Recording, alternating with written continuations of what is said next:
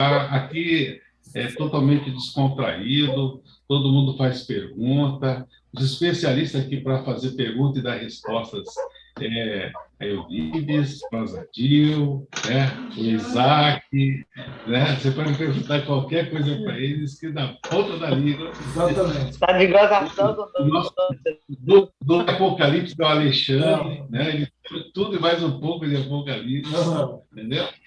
Vai perguntando aí e nós vamos tocando aí, entendeu? Daqui a Maravilha, pouquinho, entendeu? E aí vai. maravilha, maravilha. Na realidade, eu não estou aqui para ensinar, estou aqui para aprender com vocês. Pelo que eu vi aqui, só tem fera aqui do outro lado da tela, mas vamos passar aqui com os momentos agradáveis. Deixa eu cumprimentar Elias, grande Elias Fabrício, um grande abraço aí para ti. Isaac, o rei de Nanuque, segundo o Joilton, o homem mais poderoso de Nanuque. E o Tico, cadê o Tico? Sua voz continua a mesma, mas os seus É cabelos, só quanta diferença. quanta diferença. Quanta diferença. Uma vozinha falou aqui no meu ouvido que você é a cabeça mais brilhante dessa sala. É verdade, é verdade. Assumo o título, Você é a mente brilhante dessa sala. Saudade Obrigado. de revê-lo, viu? Tudo bem com vocês, meninos, a Cris? Graças a Deus, estamos bem. É bom te ver também. Faz tempo que a gente não se vê, né? Faz tempo. O meu mais velho está aí pertinho do C, está em Foz do Iguaçu esse final de semana. O Bruno. Ah, legal.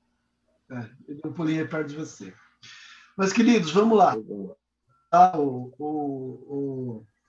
Estudar um pouquinho esse livro maravilhoso, né? Enigmático, que para alguns torna-se tem esse chá temático, mas na realidade nós não temos nada de enigma no livro de Apocalipse. O livro de Apocalipse, como o próprio título fala, é revelação. São revelações de Deus no tempo e para a nossa compreensão daquilo tudo que ensinou através das outras partes das escrituras no capítulo 10 porque ele fala de uma parte histórica, né? Contexto da história do mundo, da história mundial, consequentemente da profecia, e também aponta para o futuro através do contexto profético que nos leva a ter a esperança em relação àquilo que nós mais aguardamos, né? Então, eu não sei como é que vocês fazem, como é que vocês conduzem, mas quem quiser fazer uma colocação, é só... Já pode me interromper, tá? Porque eu não sou muito ligado na tela e eu não entendo muito bem da ferramenta, do Zoom, né?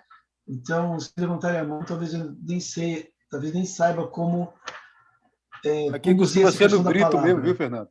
É no grito mesmo.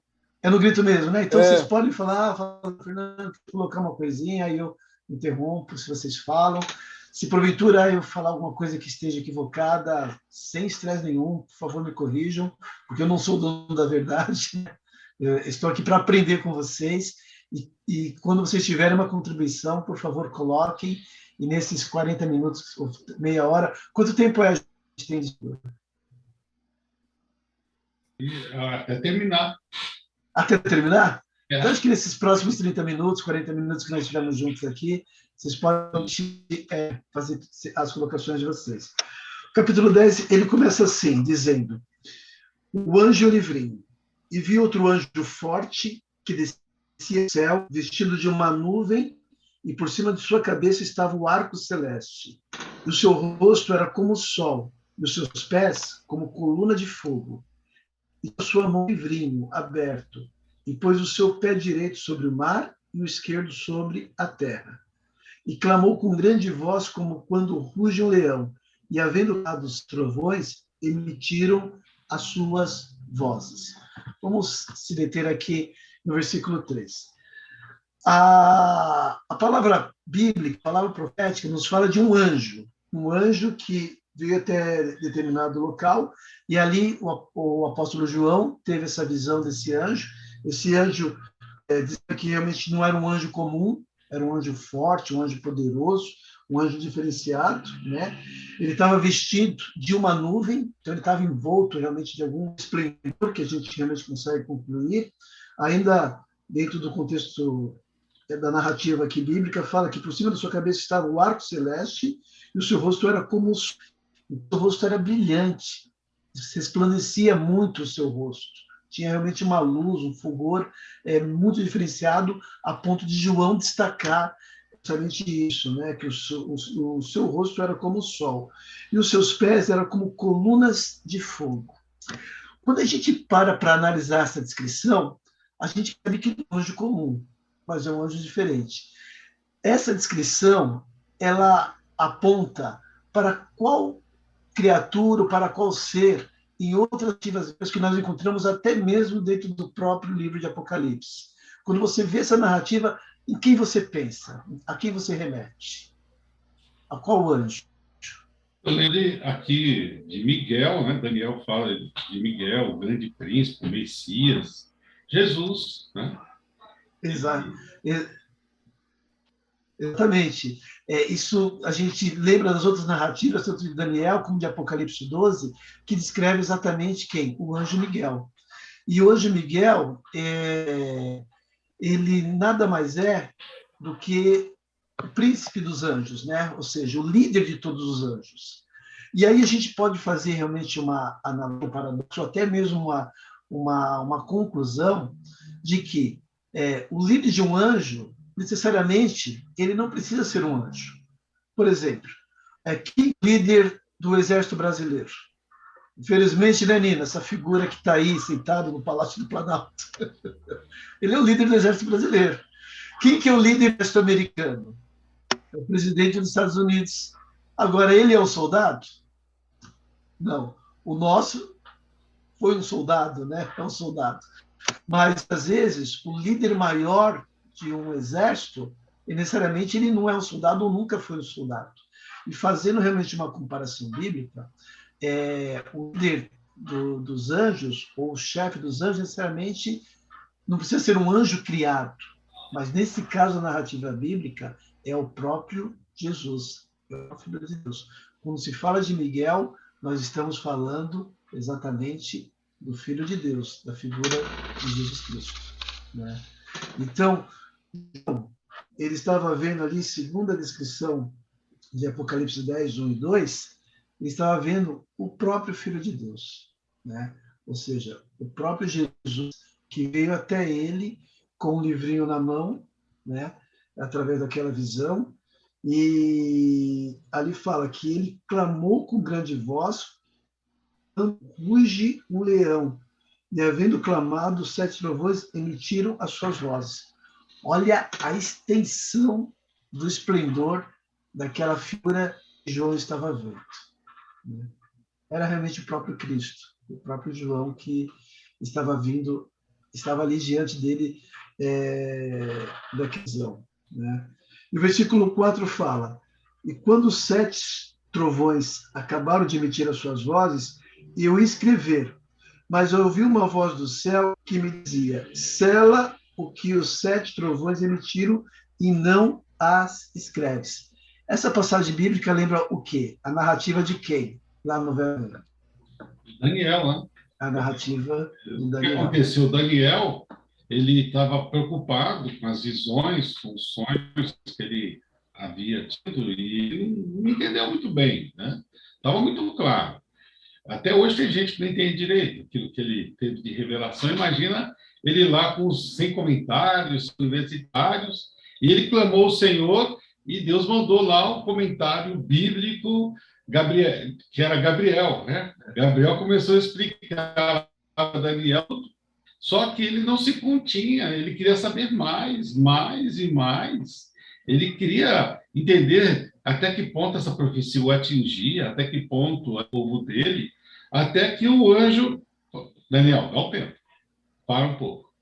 Isso você vai descansar, né? Você vai descansar para você receber no último dia o seu galardão. Agora, sela essas palavras, né? Porque elas são para o tempo do Portinari, do Elias, são lá para o Joilton, Dona Zadil, eles vão montar um pequeno grupo no Zoom e vão estudar essas palavras aí, eles possam divulgar. Agora, interessante que o Fernando coloca, esses trovões são as únicas palavras do Apocalipse que recebem a ordem de selar. Porque quando você vai lá em Apocalipse 22, João recebe uma ordem de Jesus. Não cele o livro. Deixe Apocalipse aberto. E Apocalipse 22 é dada a ordem para não selar, assim como Daniel, ao contrário do que Daniel recebeu em relação aquelas visões. Agora, nesse pedacinho, o que os trovões haviam anunciado foi pedido para que ficasse selado. Aí eu não sei o que o trovão falou. Aí para a gente, Fernando, o que esse trovão falou? Aí você vai dizer que está selado, né?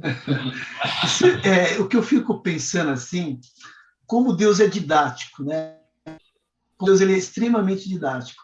Lá atrás, ele deu as visões todas para Daniel. No momento em que Daniel já era um ser, né? Daniel já tinha tido várias provas de fé na Babilônia, já tinha passado por Nabucodonosor, já tinha passado por Ciro, pelos Medos e Persas, né? Estava ali no seu praticamente na terceira geração de reis ali. Daniel estava avançando em idade, e Deus vai lá e faz uma revelação esplendorosa para Daniel, sobre tudo que haveria de acontecer no mundo. E aquilo que o Gilto falou, já viu criança pequena, quando você começa a contar a história, o tipo, como professor de história, talvez deve presenciar isso até em sala de aula. Às vezes, Chico, você está lá na sala de aula, você está dando aquela aula super interessante, assim, aula bem chamativa, pode ser que tenha uns 10, 15 que não esteja muito ligado, né? Mas vai ter os outros 10, 15 ali, ou pelo menos 5, ou pelo menos 4, que começa a vibrar com aquilo que está falando. Ou talvez aquela situação, principalmente com nossos filhos, quando são pequenos, você começa a contar uma história e eles começam a bombardear de perguntas e querem saber mais e mais e mais e mais e mais. Então, ele ficou naquele momento de euforia, querendo conhecer os detalhes, os pormenores de tudo aquilo que havia sido revelado, até porque a visão, quando veio para ele, de forma clara, né? Tanto é que ele ficou confuso, ele adoeceu. A relato bíblico fala que Daniel chegou a ficar enfermo, começou a ficar doente, porque ele queria compreender aquilo que havia sido revelado, ele não conseguiu. Foi necessário que o anjo Gabriel viesse e explicasse todos os detalhes. E quando veio aquela explicação, ele ficou muito eufórica, né? E agora, o mesmo tipo de revelação aparece para João, né? Aí, Deus, na forma didática dele, ele praticamente ele lembra aquilo que aconteceu com Daniel, né? Ele fala aqui no verso 4, né?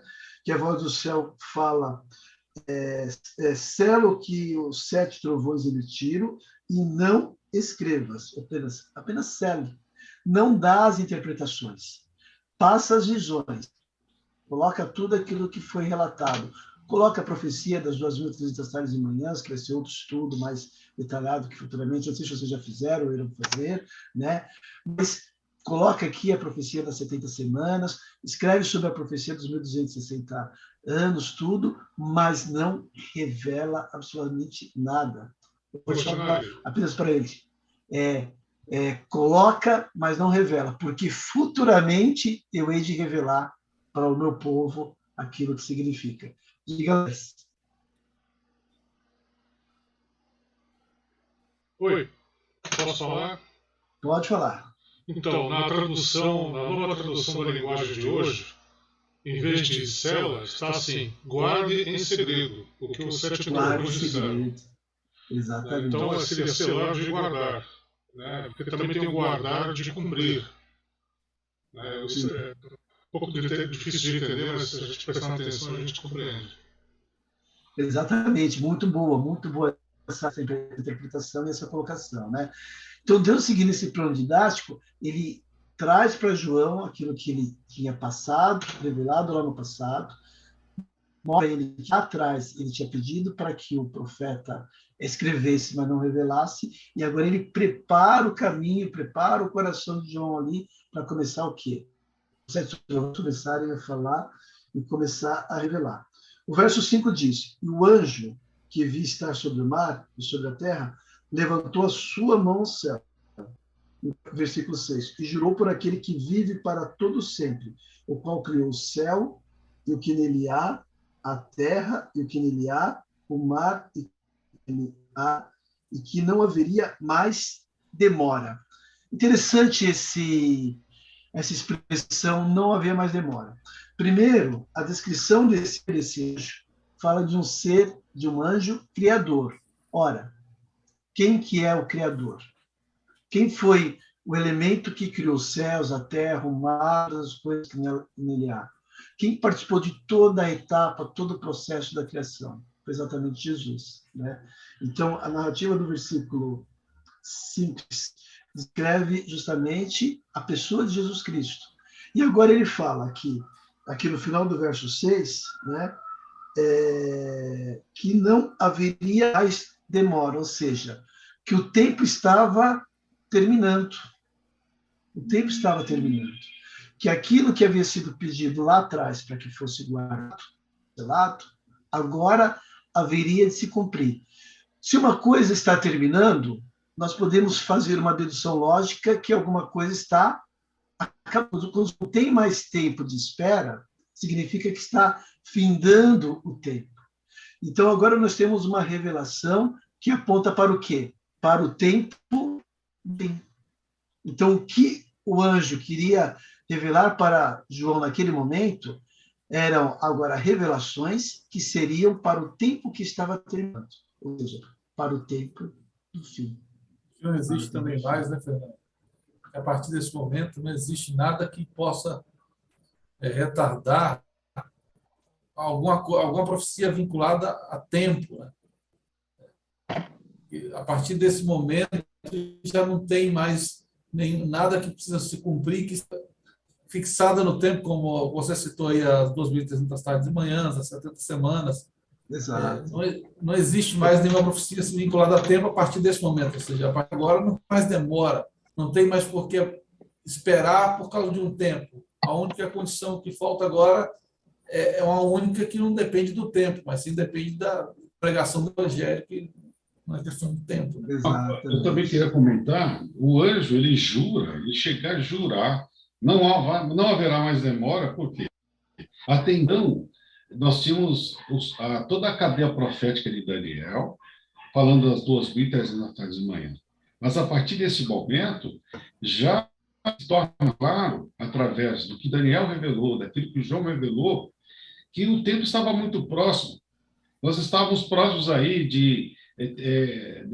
dos eventos que incidiriam sobre Roma imperial, Roma papal, sobre a questão das revoluções que aconteceriam por conta das 7 trombetas que nós estudamos no estudo anterior, e culminaria com a mensagem do primeiro anjo, 1844. Temei a Deus e dá-lhe glória, porque é chegada a hora do seu juízo.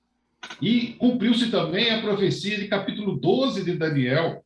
Todos aqueles que fizesse parte dessa mensagem do advento, eles teriam uma recompensa especial, eles teriam um desfecho depois final especial. E aqui, aquilo que o Nino falou, findado 1844, não há mais data profética. Nós estamos na graça de Deus, a qualquer momento o santuário pode se encher-se de fumaça e Deus dá uma taça para cada anjo derramar sobre a terra as 7 últimas pragas. Né? Alguns eventos estão, segundo a serra do Senhor, os últimos eventos serão rápidos. Então, nós estamos vivendo a mensagem, o anjo jurando a primeira mensagem, que a mensagem do primeiro anjo vai ser dita, temer a Deus e dar-lhe glória, e nesse momento Jesus ascende ao Santo dos Santos. E começa o quê? O julgamento do planeta Terra. Por que temer a Deus e dar-lhe glória? Porque toda a Terra, os mortos, todos estão sendo julgados, todos comparecendo a Deus no tribunal. O julgamento começou, né? Por exemplo, aqui na Terra, quando chega o julgamento, vai a televisão, vai os jurados, há toda uma solene. Os céus estão em julgamento. Todos os casos, desde Adão até os nossos dias, estão passados.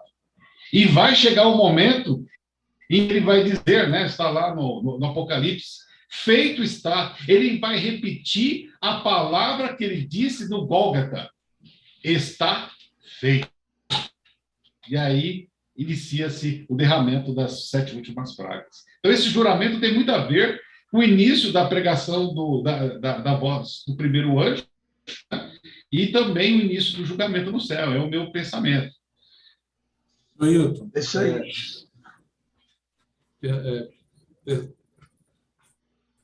O interessante também que, quando vocês comentaram aí, a questão do livrinho lá, quando Daniel fecha o livro no tempo do fim. E assim, o conhecimento, né, a ciência se multiplicará. Até que se abra esse livrinho novamente. E a gente percebe justamente o conhecimento, não necessariamente a ciência em si, mas o conhecimento das profecias, que começam no final de 1798, 1800, 1800 e pouco, 1840. Então, começa um movimento mundial de interpretação e estudo de Daniel 8, Daniel 9, e a gente percebe justamente culminando com esse relato que o Joilton colocou aí agora da pregação da primeira mensagem angélica de Apocalipse 14. Então, como que as coisas estão bem assim fechadas, né? O livrinho de Daniel, que foi fechado lá em 12, agora está aberto, e o que era para cumprir, cumpriu-se, e não tem mais o que esperar. Agora é aguardar mesmo.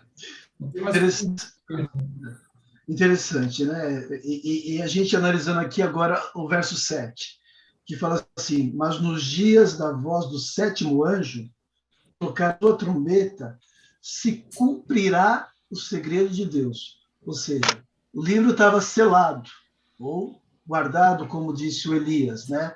Guardado para que não se conhecesse o significado. Então, ele havia sido selado lá com Daniel. Mas agora, com o tocar da 7ª trombeta, o segredo de Deus, ele seria o quê? Seria anunciado aos profetas e também aos seus servos. Ou seja, aquilo que foi selado, aquela visão que foi dada a Daniel, aquela compreensão, aquela revelação que havia sido Daniel, agora chegou o tempo de que o mundo conhecesse qual que era essa revelação. E o diz assim: e a voz que eu do céu tinha ouvido tornou a falar comigo e disse: vai, toma o livrinho aberto da mão do anjo que está em pé sobre o mar e sobre a terra. Ou seja, o próprio Jesus falou para João: vai lá agora, você pega esse livrinho, porque esse livrinho agora não está fechado, não está mais selado, mas esse livrinho está aberto. O que significa isso? Significa que chegou num tempo das pessoas compreenderem o que era a profecia das 17 de manhã, o que era a profecia das 70 semanas e o que eram as profecias dos 1260 dias. De que forma? Começou-se a estudar, que foi aquilo que ele falou. Agora, as pessoas começaram realmente a estudar essa questão das profecias. Mais ou menos isso que nós estamos fazendo. Só que agora eles começaram a sentir no coração de pesquisar. E o mais interessante é que o estudo começou com padres católicos, com bispos católicos e com rabinos, ou seja, rabinos, o povo judeu, que não aceitava Cristo, que eles esperam o Messias, os judeus esperam o Messias até hoje. Aqueles rabinos, tirando a parte cristocêntrica, eles começaram a estudar com mais a fundo a profecia, e eles começaram a compreender e começaram a contextualizar e a ratificar, a colocar datas para início e para o fim. Quando começou o período dos 1060 anos? E ali foram feitas várias estimativas de datas. Começou no ano tal, outro achou que começou no ano tal, aí vinha um bispo, achava que começava no ano tal, vinha um teólogo, achava que começou no ano tal, havia um professor de Harvard que achava que começava no ano tal, havia um professor de Princeton, uma das maiores faculdades dos Estados Unidos, não, ele começou no ano tal. até que, em determinado momento, eles conseguiram, dentro de um contexto lógico, né, que aí houve um fato determinante chamado Revolução Francesa, porque quando veio a Revolução Francesa, a gente lembra da profecia lá da ferida mortal, né, que a ferida mortal receberia realmente um golpe muito duro, ou seja, todo aquele sistema político, governo e eclesiástico que havia através da Igreja Católica Romana e através dos reinos. E o Diogo perguntou como foi a Itália. A Itália, você tem monumentos ali de reinados, palácios assim extremamente suntuosos. A Europa como um todo tem palácios extremamente suntuosos, porque havia uma união muito forte entre o Estado e a Igreja, né? E a maioria dos reis, eles eram até mesmo controlados pela Igreja e pelo clero. Só que aí vem um general chamado Napoleão Bonaparte, vem um comandante chamado Napoleão Bonaparte, que manda um general chamado Berthier, que vai lá e prende o Papa. E quando ele prende o Papa, ele dá uma ferida mortal exatamente ali em todo aquele sistema político-religioso, né, que existia. E ali começa uma revolução, e é como se o ser humano começasse a se entregar totalmente ao estudo, né? E através de estudo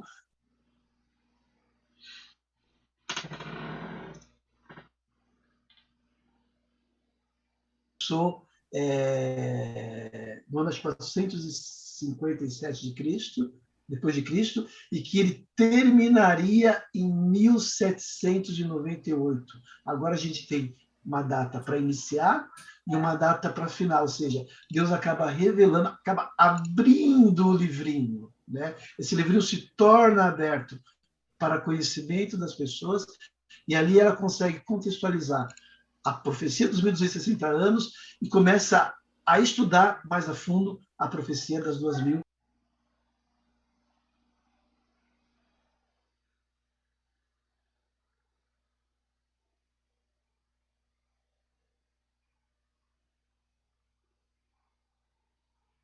Da graça, né? Que tudo já foi cumprido e nós estamos vivendo na graça. E o Nino também comentou da ciência, né? Que uma das características é a evolução da ciência. E eu lembrei também dessa graça, que ela está condicionada ao que Jesus falou, né? Que esse evangelho será pregado a todo tribo, língua e povo. Dessa geração. E aí virá o fim. E aí, vejam essa reunião que nós estamos tendo agora. Eu estou aqui no Paraná, vocês estão em São Paulo, meu tio está lá na Bahia, a Nidinha em Minas Gerais, o Nino em Brasília. É uma coisa impensada há pouco tempo, né? A internet ela se popularizou nos anos 90. E esse tipo de reunião jamais aconteceria, seria uma coisa muito difícil de acontecer, só as grandes empresas que teriam condição, e hoje a gente faz isso de forma muito doméstica, muito simples, e o evangelho, da mesma forma, está sendo propagado a partir dessa ferramenta, a partir da ciência, da tecnologia, claro que é para que chegue aos confins, para que aconteça, se cumpra. E quer queira ou não, ele será divulgado. Por quê?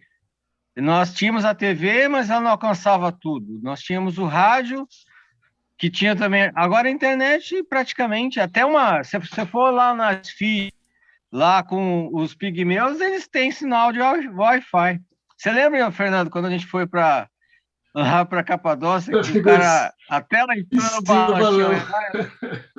E a mídia, compartilha. Compartilha. Então, não tem jeito, é a graça, mas assim, agora total condição de chegar e cumprir esse requisito e o evangelho ser pregado e eminentemente vir à volta de Jesus. E uma interessante que aconteceu é a decepção. Por que a decepção? Deus ele cria ele já que diz Amós, ele não faz nada sem se revelar aos seus servos os profetas. Deus sempre avisa. Deus sempre avisa. Tudo que aconteceu na vida de José, Deus avisou. O sonho dos feixes, a dependência econômica, o sonho das luzes, das estrelas, ele ia dominar sobre todas as nações ali. Deus sempre avisa. E essa decepção aconteceu por conta até mesmo do mesmo que aconteceu com os discípulos. Vocês se lembram no dia da ressurreição de Jesus, quando ele disse: eu sou a ressurreição e a vida. O maior espetáculo da terra estava acontecendo. Jesus estava ressuscitando, trazendo vida para todos. Agora, a partir desse momento, todo aquele que morra viverá. As pessoas vão ter direito a ter a vida eterna. Tinha alguns discípulos decepcionados indo em direção para Emaús. Eles não entenderam nada. Estava lá Jesus ressurreto, estava lá Maria, as mulheres felizes, e os discípulos indo a 11 quilômetros, indo embora de Jerusalém, decepcionados. Aí Jesus aparece lá no meio deles e começa: o que está acontecendo aí? O que vocês estão falando? Ele se passou, se revelou. Uma tragédia. Você não sabe o que está acontecendo? Você não estava em Jerusalém? Jesus que multiplicou os peixes, os pães dos peixes. Jesus que curou o cego, que ressuscitou Lázaro. Nós imaginávamos que ele era o Messias, que ele ia libertar a gente, que ia pôr os romanos para andar, para comer. Ele ia fazer a restauração de Israel. Mas não foi assim. Que decepção. Nós agora estamos voltando para Emaús para continuar com a nossa vida. Nós estávamos aqui seguindo Jesus, mas agora nós desistimos porque nós imaginávamos que era ele e não era. Aí Jesus começa a falar de Moisés, dos profetas, começa a contar tudo, e de repente, quando eles convidam Jesus para comer, na hora que ele reparte o pão e se revela, a mesma coisa aconteceu na decepção. Em um momento é dito que Jesus viria em 1844, mas que o santuário seria purificado. Mas eles estavam ansiosos pela volta de Jesus. Confundiram o evento da purificação do planeta Terra, do santuário, como a vida de Jesus. Exato. Muitas vezes os nossos sentimentos também nos enganam. Muitas vezes nós cremos na nossa fé e não nas profecias. A gente começa a colocar Deus de forma condicional. Se Deus me curar, se Deus me salvar, se Deus responder essa oração, e Deus, ele não é, a gente não pode condicionar Deus a nada, porque ele transcende o nosso conhecimento. Ele não se limita, por exemplo, a uma filosofia, uma ideia, uma placa de igreja. Deus é muito maior. E é isso que Jesus revelou naquele momento para eles. E eles entenderam e começaram a correr de Emaús para Jerusalém, 11 quilômetros. Ele ressuscitou. A mesma coisa quando ali no meio do trigal, do milharal, melhor dizendo, eles começaram a entender. Começou o quê? O julgamento. Temei a Deus e dar-lhe glória. Deus está julgando. Esse evento não tinha acontecido ainda. Deus estava julgando a humanidade. E vai chegar um momento que ele vai dizer novamente: está feito. E aí os últimos acontecimentos vão começar a se desenrolar. Olá. Exatamente. Posso? Pode lá, vai lá, Elias. Ô, Tico, então, a partir do assunto ciência, eu acho muito interessante. Faltou dizer que tem uma pessoa em órbita assistindo. E também tem questão de um mês, eu publiquei, graças a Deus, um exemplar da Bíblia em 176 países diferentes. Então, a ciência realmente está atropelando qualquer limite, né, de comunicação. Mas ainda há falhas. Por exemplo, no Haiti, eles precisam de uma tradução da Bíblia no crioulo deles, no idioma deles. E outras partes do mundo ainda precisam chegar no Evangelho. É isso, obrigado. Muito bom. Tá aí a graça, tá aí o tempo, né? E nós, assim, as igrejas, né? E nós, como também irmãos e participantes aí do Evangelho, de alguma forma temos que contribuir para que falhas elas sejam sanadas e todos têm acesso, né, ao Evangelho e às boas novas. Maravilha, muito boas colocações.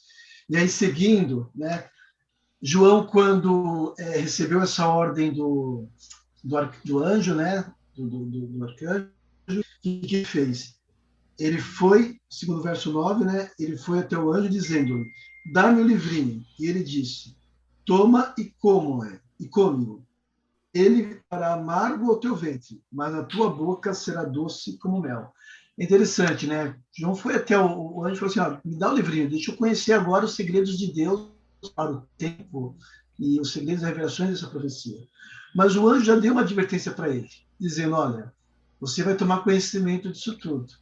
Só que isso, quando você tomar conhecimento, vai cair para você realmente como uma coisa muito saborosa, vai ser doce como mel.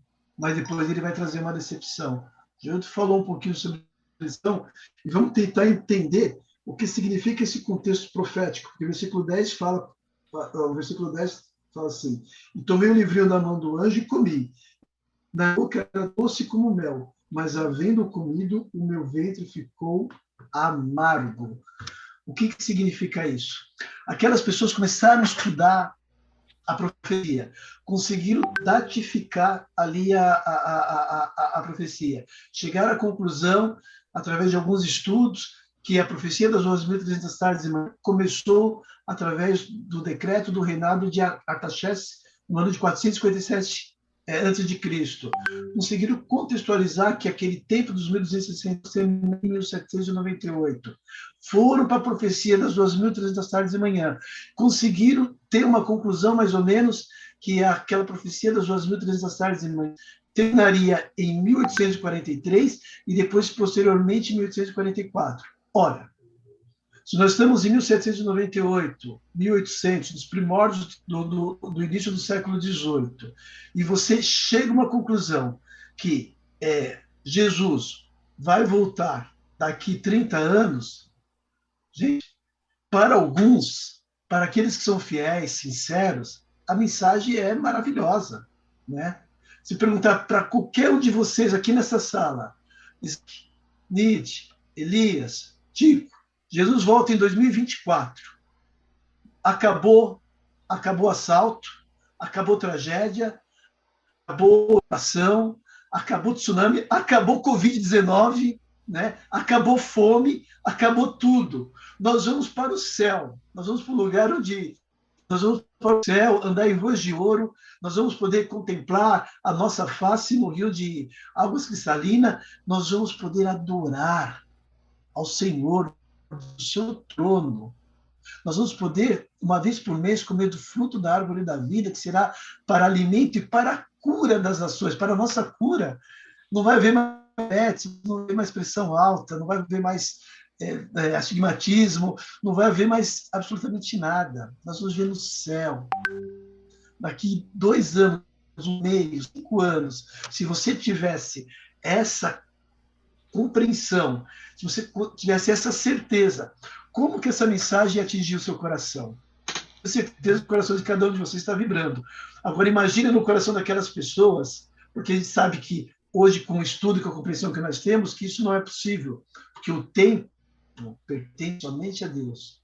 A data da vinda do Filho do Homem é só Deus quem sabe. Nós temos hoje essa compreensão. Mas eles estavam tão envolvidos e tão ebriados, satisfeitos com essa descoberta, que aquela mensagem, quando chegou no coração deles, olha, o tempo está acabando, o tempo está terminando, segundo a profecia aqui do capítulo 10 de Apocalipse, fala que o tempo está terminando, o tempo vai terminar, porque a profecia acabou.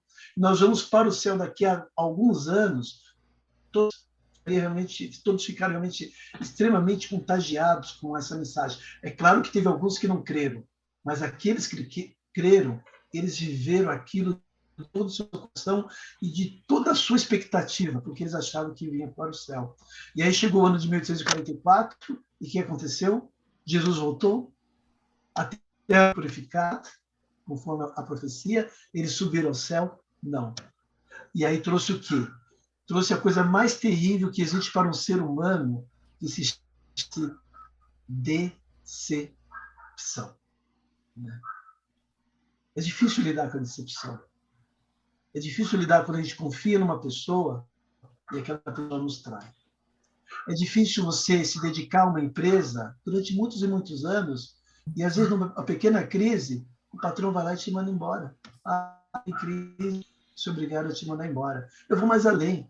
É difícil você se dedicar a uma empresa e aí você vai crescendo, dá todo o seu melhor para a empresa, daqui a pouco seu salário fica um pouquinho alto, aí ele contrata o mais novinho pela metade do valor. É difícil você se relacionar com uma pessoa, se dar bem com uma pessoa, fazer planos, sonhos, uma série de coisas, e em determinado momento essa relação ela é rompida. É muito ruim. A decepção ela traz uma tristeza, ela traz uma depressão, ela traz uma angústia, ela traz uma amargura. E na interpretação profética foi exatamente o que aconteceu com aquele povo. Viveram a euforia da expectativa de ir para o céu. E agora eles tinham diante deles a decepção de continuar nessa terra e nesse mundo de pecado. Porque o tempo passou e Jesus simplesmente não veio. Alguém quer comentar alguma coisa? Assim, talvez eu esteja errado na minha forma de pensar, vocês podem até não concordar comigo, mas eu penso que essa decepção também, ela estava acompanhada com um pouco de, não sei se egoísmo é a palavra correta, um pouco de, assim, um sentimento de privilégio. Aquele povo estava se sentindo privilegiado porque eles estavam ali cientes de uma verdade, cientes de que eles seriam salvos, mas nem todos estavam preocupados em alcançar outras pessoas, em alertar pessoas que, tipo assim, a gente está sabendo, vamos para o monte, vamos esperar Jesus voltar e o resto do mundo que se dane. Não digo que todos pensassem assim, mas assim, às vezes a gente tem que entender que Deus quer salvar todo mundo, Deus quer que todo mundo fique sabendo o que está acontecendo, que a gente não pode assim, guardar essa verdade para a gente, e a gente não pode assim pensar assim, olha, fulano de tal, nem adianta eu falar para ele porque ele não merece ouvir, ou ele não adianta, eu vou perder meu tempo, eu vou desperdiçar essa palavra. A gente não tem que ter esse julgamento porque não é nossa missão, como não era a missão daquele povo achar que eles eram privilegiados por estarem salvos e saberem uma verdade que pouca gente sabe. E é um erro que talvez eles cometeram, né? E talvez muitos cometem, né? Por se acharem também numa condição melhor, né? Não, eu sou melhor, eu estou numa situação melhor, eu sou mais isso ou mais aquilo que fulano de tal, sendo que, na verdade, nós somos todos pecadores, necessitamos da misericórdia de Deus. É aquilo que eu tinha comentado há pouco tempo atrás sobre o drama de Emaús. Jesus estava sendo ressuscitado, ele estava saindo do mundo dos mortos, proclamando a ressurreição e a vida, e os discípulos não tinham entendido. Às vezes ele contou, eles tiveram a oportunidade de ir até o Monte da Transfiguração, Pedro, Tiago e João, e lá eles viram Elias, Moisés, e Deus para ele disse, esse aqui é o meu filho, ouçam o que ele diz. Só que eles estavam mais preocupados com os seus sentimentos. Quem vai ficar do lado direito de Jesus? Quem vai ficar do lado esquerdo de Jesus? Quem vai ser o tesoureiro? Quem vai ser o ministro da economia? Né? Quem vai tomar conta da Jerusalém? Então, eles tinham uma estratégia. Por mais que Jesus falasse que o reino dele não era desse mundo, eles não conseguiam imaginar de outra forma. Em nenhum momento a palavra de Deus mostra que 4 seria a volta de Jesus, mas sim a purificação do santuário. Mas todos eles estavam preocupados, conforme o Tico falou, em ter a salvação naquele momento, de ser beneficiados, e que coisa maravilhosa, não era uma coisa ruim, era uma coisa boa.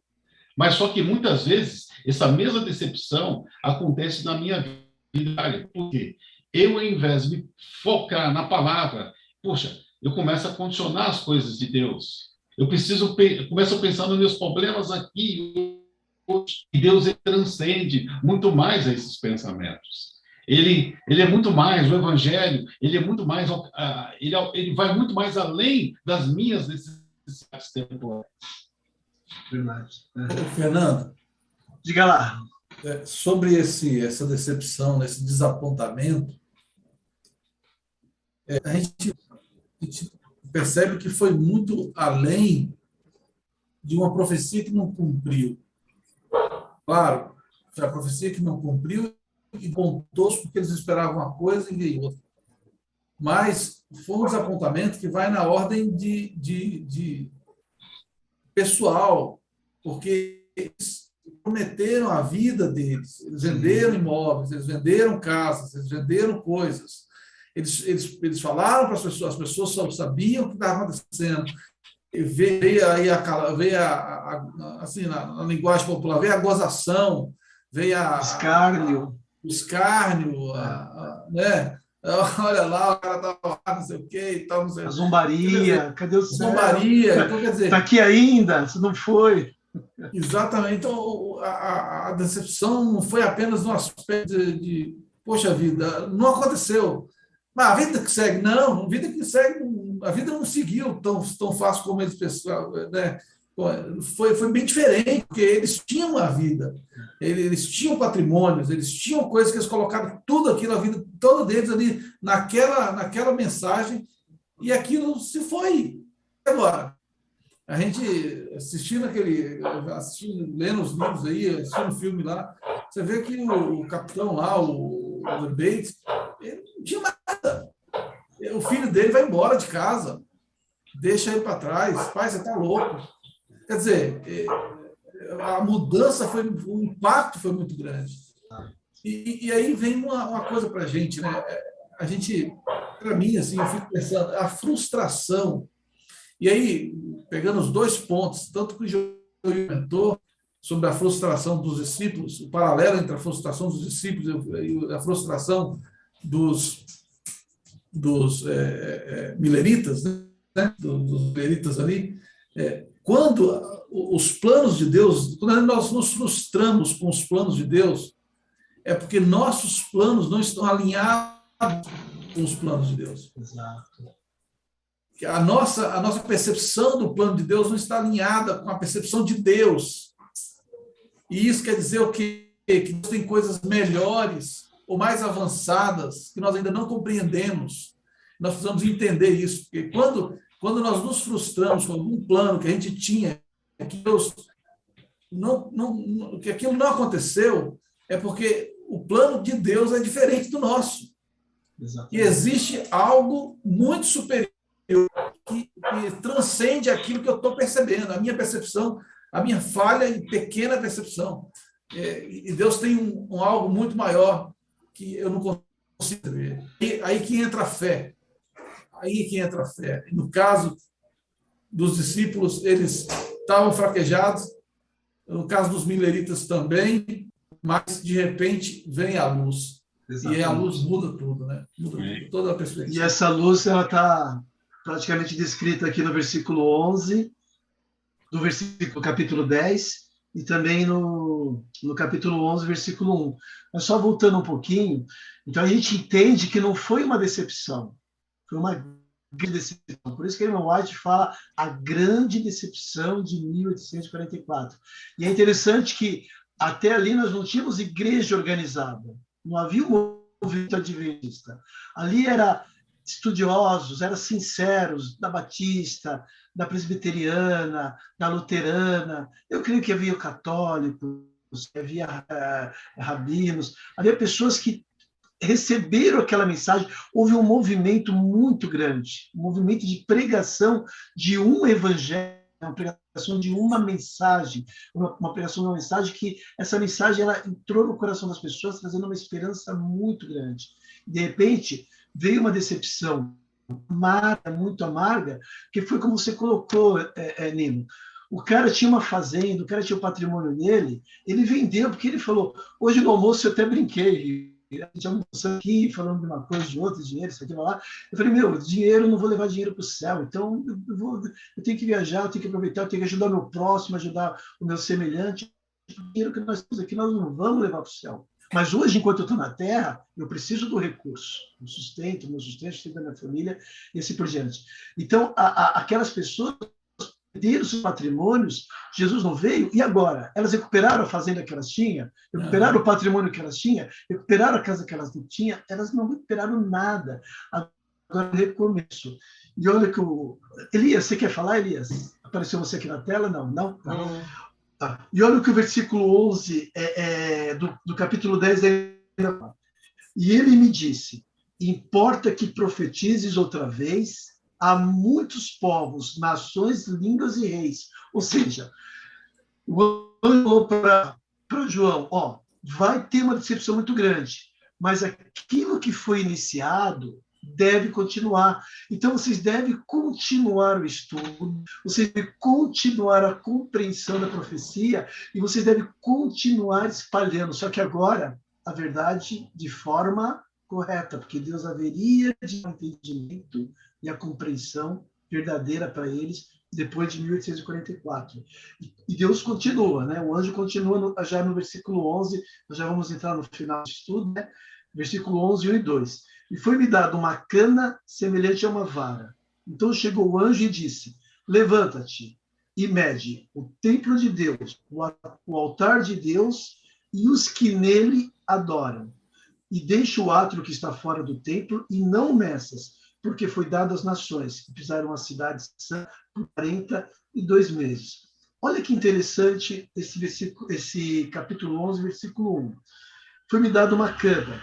Na cana, na realidade, poderíamos dizer que é uma trena, uma fita métrica, né? Para que ele medisse, e uma vara, para que ele medisse o quê? O templo de Deus. O que é o templo de Deus? O que é o templo de Deus no céu? Santuário. O santuário, né? Então, aqui em Apocalipse está dizendo, olha, vai lá e mede o templo de Deus. Agora, uma trena, você consegue medir o templo, de lá uma dimensão de um lado para o outro, você consegue medir o altar. Mas os que neles adoram? Você mediu o quê? Com uma trena, com uma fita métrica, as pessoas que adoram a Deus. Você mediu o tamanho dele? A altura dele? A altura abdominal, a largura abdominal dele? Não. Tem estudado sobre pessoas. Deus está falando aqui, através dessa mensagem profética, queridos, estudem a doutrina do santuário, porque quando vocês estudarem a doutrina do santuário, vocês vão compreender a questão profética na sua essência e na sua plenitude. E compreendendo o santuário, vocês vão conseguir falar a mensagem do advento, a terceira mensagem angélica, de forma literal. Deus fez uma exortação. Nem tudo está acabado, nem tudo está destruído. E aí, Joilton, eu faço um paralelo com os discípulos no caminho de Emaús. Né? O que Deus fez? Começou a explicar para eles desde Moisés, lá para trás, e foi passando nas escrituras, detalhes por detalhes. Por quê?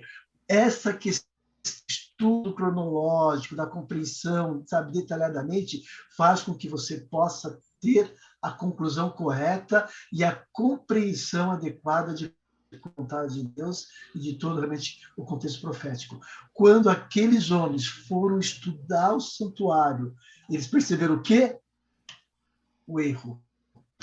Erramos na interpretação. Agora, os 2.300 dias não era o fim, mas era o início do tempo do fim. Nesse momento, começava o início do tempo do fim. E quando termina o tempo do fim? Quando acaba. Mas o tempo do fim está durando mais de 2 anos. Mas o que não havia sido compreendido lá atrás era que, ao final dos 2.300 dias, o santuário seria purificado. E ali nós começamos o tempo do fim. E o que vai existir depois do tempo do fim? Absolutamente mais nada. Quando o tempo do fim terminar, acabou tudo. Elias, diga lá. Sim, eu gostaria de ler o versículo 1 e 2 na nova tradução da linguagem de hoje, para poder colaborar aqui no entendimento. Maravilha. Depois disso, recebi uma régua de medir, parecida com um caniço, e me disseram: levante-se, tire as medidas do templo de Deus e do altar, e conte as pessoas que estão adorando no templo. 2. Porém, não tire as medidas do pátio exterior do templo, pois este pátio foi dado aos pagãos, que pisarão a cidade santa durante 42 meses. Muito bom, muito bom. Então, meus queridos, o capítulo 10, esses versículos 1 e 2 do versículo 11, pode ver que eles são simultâneos, né? Não existe uma interrupção, exatamente para que nós compreendamos o que foi realmente essa questão do livrinho dado pelo anjo a João, para que ele compreendesse uma pequena parte de todo esse contexto profético, de todas as profecias que nós temos ali em Daniel. Que nós realmente possamos refletir sobre isso, né? Deus, ele quer nos revelar as verdades e nos revelou as suas verdades sempre no seu tempo correto.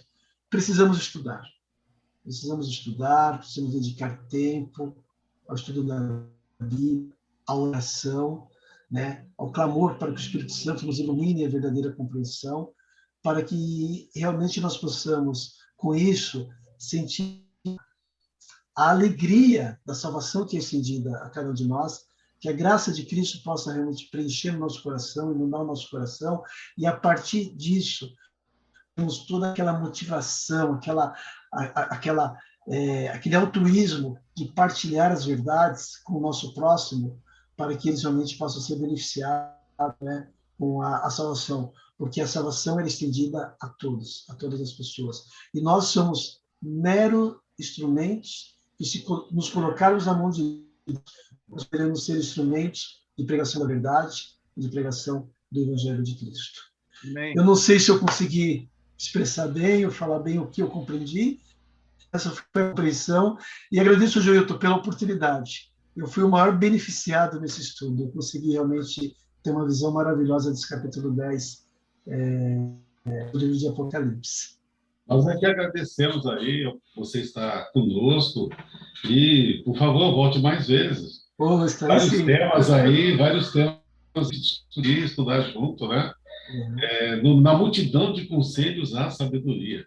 Todos nós aqui estamos objetivando aprender um pouquinho mais e levar a mensagem àqueles que ainda não receberam.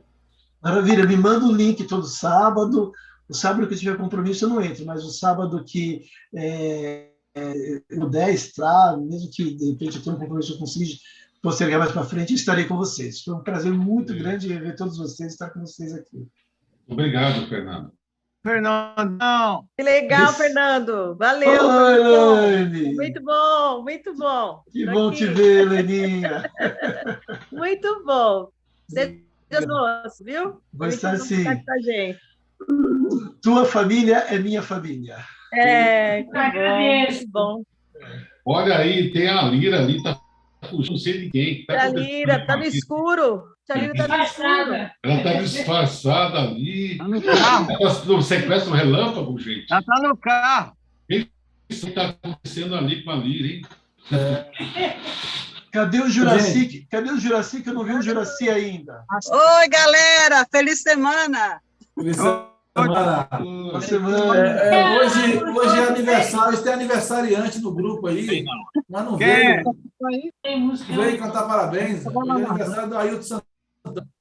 Opa! É verdade. Ô, Ailton, cadê o Ailton? O Ailton não veio, não apareceu aí. Vamos dar um parabéns para ele lá no grupo. Tá fazendo bolo, então. Olha aí. Fernando, muito obrigado, Fernando. Foi muito gostoso, foi muito bom te ouvir. Você tem um jeito muito agradável de dar aí a mensagem para a gente. Foi mesmo. Eu mesmo. Obrigado mesmo, viu? Ok, isso aí, gente. Vamos orar, né? Vamos orar.